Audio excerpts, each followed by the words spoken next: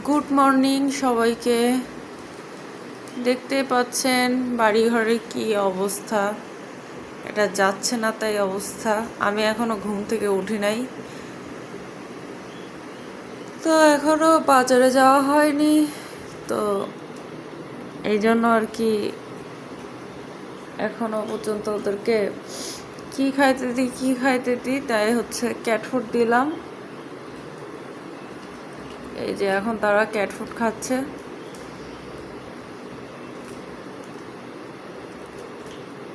একটু পরে বাজারে যেতে হবে, তারপরে তাই অন্য সব কিছু।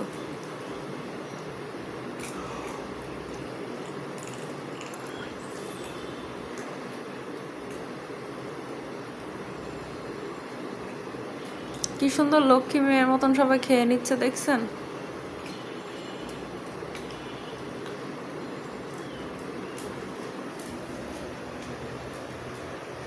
কি খাইছ?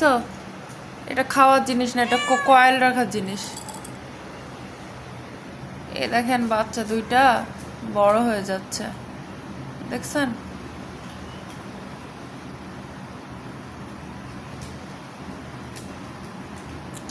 ওইনি বুড়ি, ওইনি বুড়ি।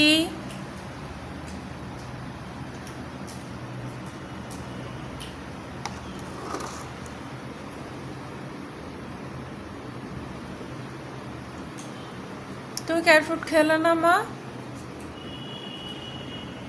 ক্যাট ফুড খাইলা না? হ্যাঁ,